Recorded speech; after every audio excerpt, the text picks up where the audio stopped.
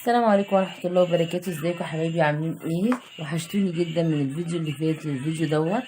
هنبدأ ونقول اللهم صل وسلم وبارك على سيدنا محمد وعلى آل محمد كما صليت على إبراهيم وعلى آل إبراهيم في العالمين إنك حبيبي المجيد. حبيبي يا رسول الله عليك أفضل وأزكى السلام. النهاردة إن شاء الله حبيبي احنا جايين بفكرة حلوة جدا وسهلة.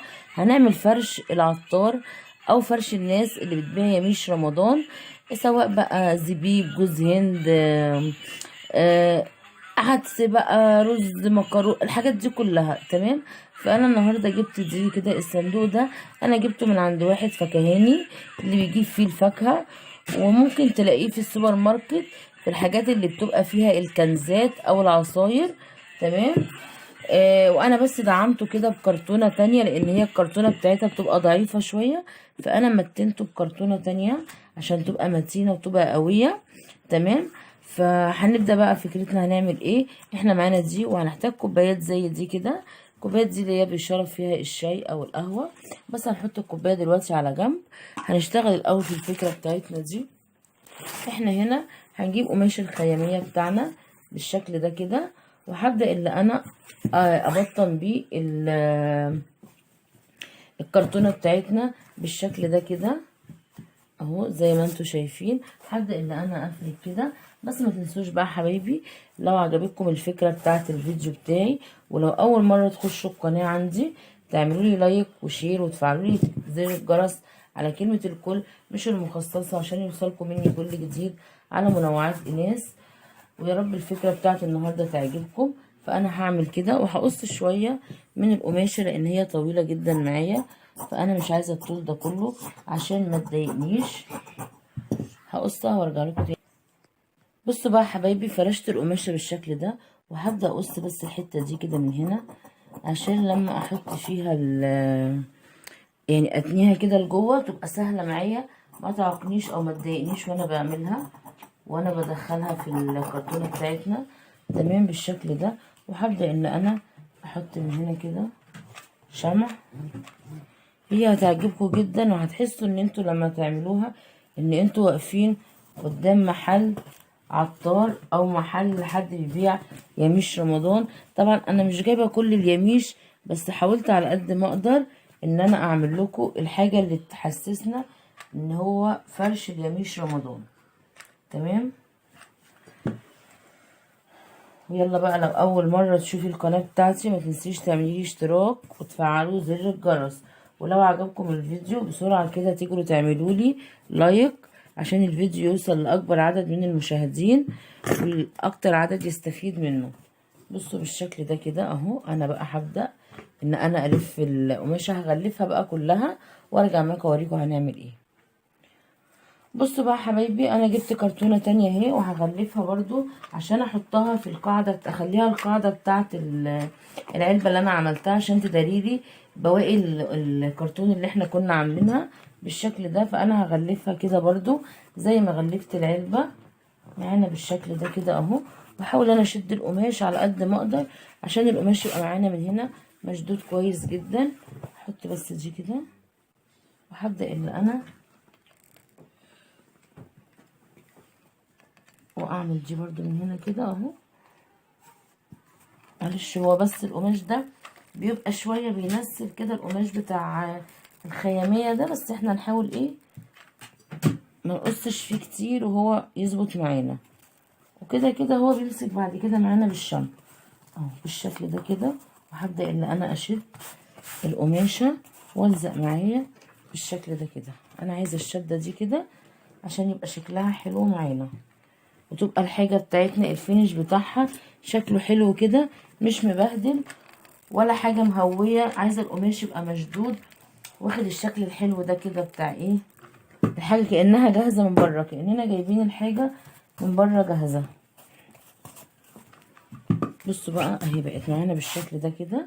تمام. هجيبها احطها هنا. فهحط الاول كده شوية شمع بالشكل ده كده جوه العلبة في القاعدة بتاعتها.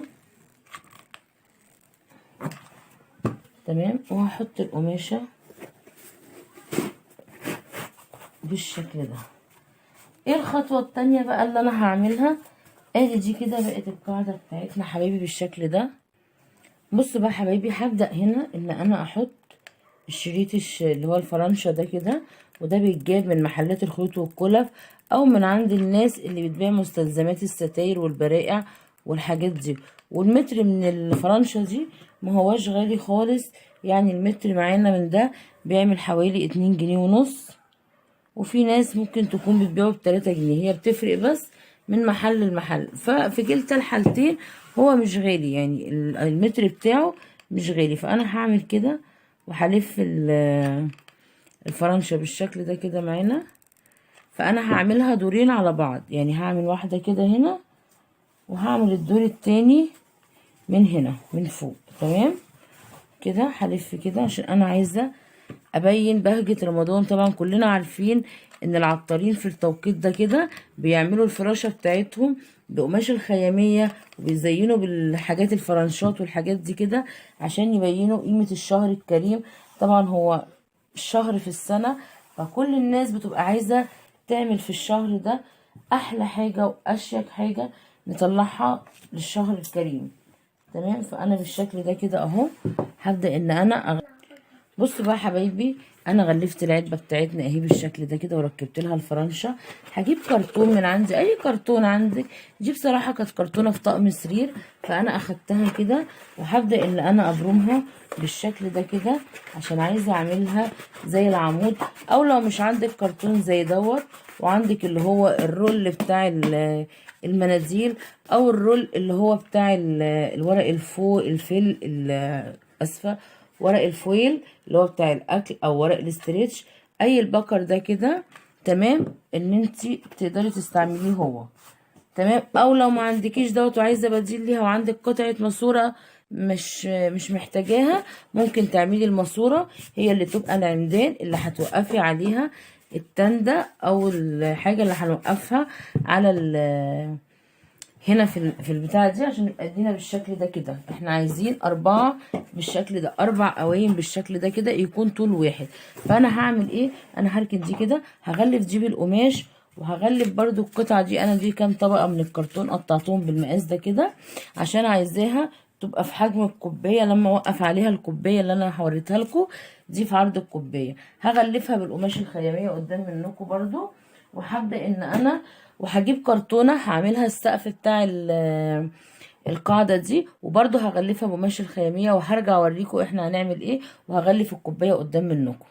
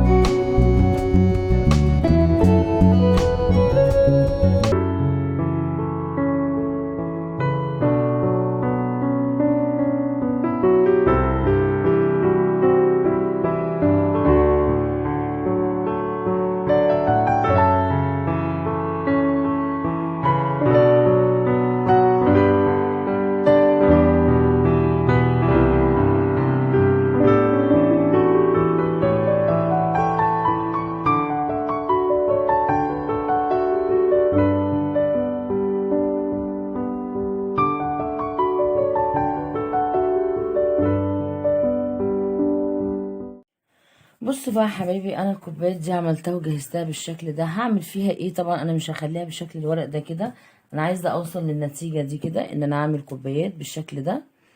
بصوا دي كوبايه انا عملت صور عليها دي كلمه عدس اصفر. واحده تانية عملت عليها بالشكل ده، ده ذره فشار. تمام، انا بقى هعملها ازاي الكوبايات دي؟ طبعا انا بجيب الكوبايات دي وغلفتها زي ما انتم شايفين بالشكل ده، وحط لها الفرنشه.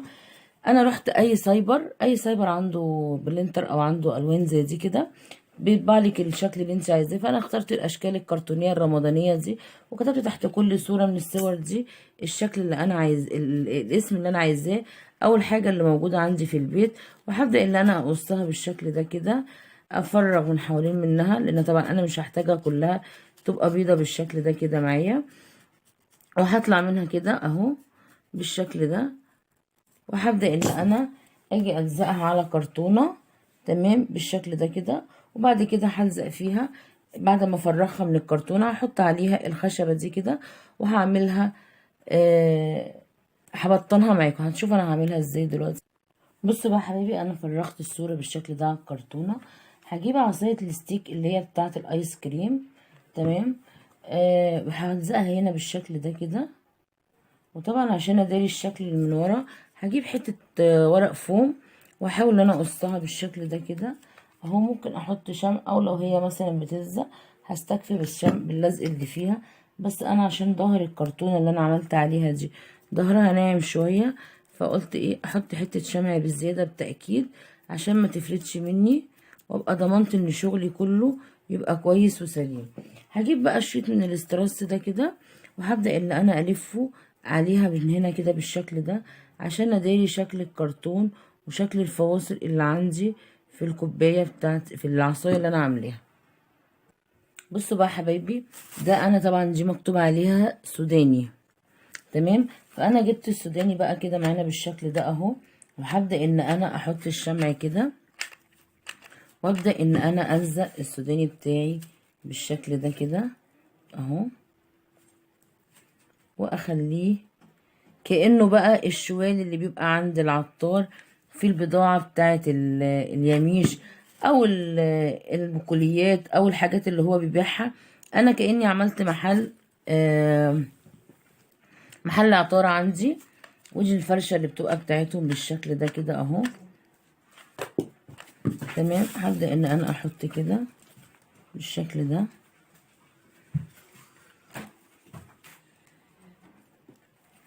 طبعا انا مش عاملاها بشكل مرتب ولا حاجة، انا عايزاها بشكل عشوائي، لان الحاجات دي بتبقى عندهم في المحلات محطوطة بشكل عشوائي على على الشويلة والحاجات دي كده اهو بالشكل ده. طبعا اللي بيمسك معانا بيمسك، واللي ما بيمسكش بيقع بالشكل ده كده. بصوا بقى حبايبي، احنا هنبدأ نثبت الحاجات دي بتاعتنا كلها بقى واحدة ورا واحدة كده. هنثبت القوايم، وبعد القوايم هنثبت الجزء اللي احنا عملناه من فوق عشان يبقى شكل الفرشة بتاعتنا تمام. بس الاول هنثبت الحاجات بتاعتنا دي كلها. خليكم معايا عشان نشوف هنعمل ايه، وهثبت الكوبايات ازاي. وانا عملت القايمة دي عشان احطها كده، عشان لما ارص الكوبايات قدام وورا يبقى في معايا عالي وواطي بالشكل ده كده، والحاجة بتاعتي تبان معايا وانا حطاها. يلا بينا نشوف هنلزقهم ازاي.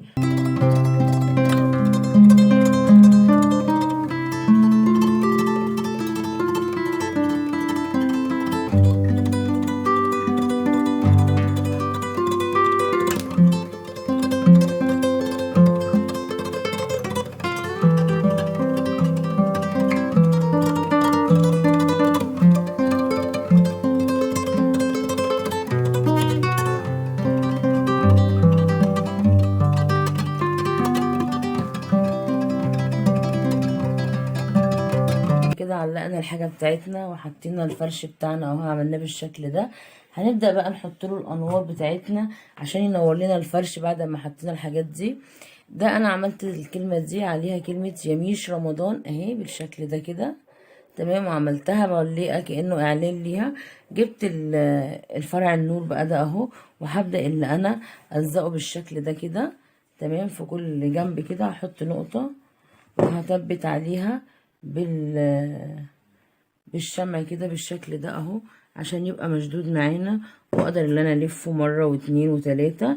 انا الفرع ده حوالي طوله حوالي 2 متر او 2 متر وشوية تمام. فانا هعمله بالشكل ده كده اهو حبايبي زي ما انتوا شايفين.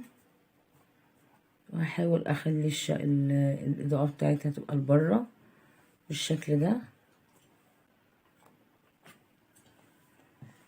كده. هلف بقى النور كله وارجع اوريكم هنعمل ايه. بصوا بقى حبايبي، ادي الفكره بتاعتنا النهارده، وادي شكل العلبه بتاعتنا. طبعا هو النور انا طفيت الاضاءه فالنور مش باين. انا عملت حطيت في الفرش بتاعنا النهارده الذره والفشار والزبيب والسوداني والكركديه والفول، اللي بيتدمس، وجوز الهند، والعدس ابو جبه، والفاصوليا البيضاء، واللوبيا معين سودا. فطبعا هي لو مش باينه معانا بس عشان انا طفيت الاضاءه. هولع دلوقتي النور واوريكم شكلها بتبقى عامله ازاي. ادي شكلها كده، هضلم الدنيا خالص واوريكم الشكل بتاعها. بصوا ادي شكلها اهو لما بتشتغل كده. تمام. ما تنسوش بقى حبايبي لو عجبتكم الفكره بتاعتي النهارده تعملوا لي لايك وشير وتفعلوا لي زر الجرس على كلمه الكل مش المخصصه على منوعات ايناس عشان يوصلكم مني كل جديد على القناه. ويا رب تكون فكرتي النهارده في الفرش بتاعي مش رمضان عجبكم. واقول لكم كل سنه وانتم طيبين ورمضان كريم واللهم بلغنا رمضان لا فاقدين ولا مفقودين يا رب العالمين. ويا رب اجعله شهر كريم علينا وعلى الامه الاسلاميه اجمعين يا رب. هقول لكم في الاول وفي الاخر في رعايه الله وامن الله. والسلام عليكم ورحمه الله وبركاته. باي باي. باي باي. بصوا يا حبيبي معلش انا متاسفه، انا نسيت بس اقول لكم حاجه قبل وختمت. انا متاسفه طبعا ان انا كملت الفيديو بعد الختام. بس انا عايزه اوريكم شكل الحاجه كده عن قرب عشان الاضاءه. بصوا ادي شكلها وادي كلمه يا مش رمضان. وانا هنا فوق عملت حاجه كده زي شكل الهلال او زي حاجه كده من فوق بالشكل ده كده. وعملتها كلها كده اهي بالشكل ده. ادي كده شكلها معانا من فوق لتحت كده بالشكل ده. تمام. والله وفكرتها جميلة جدا. ممكن نقصر البتاعة دي كده شوية لو انتوا حابينها تبقى قصيرة. اوكي مفيش مشاكل. حابينها تبقى بالطول دوت زي ما تحبوا. انا عملت لكم الفكرة وانتوا عليكم ان انتوا تبدعوا بقى فيها زي ما تحبوا. وهقول لكم ما تنسونيش في اللايك والشير وتفعيل زر الجرس على كلمة الكل. ويا رب فكرتي تكون عجبتكم. باي باي.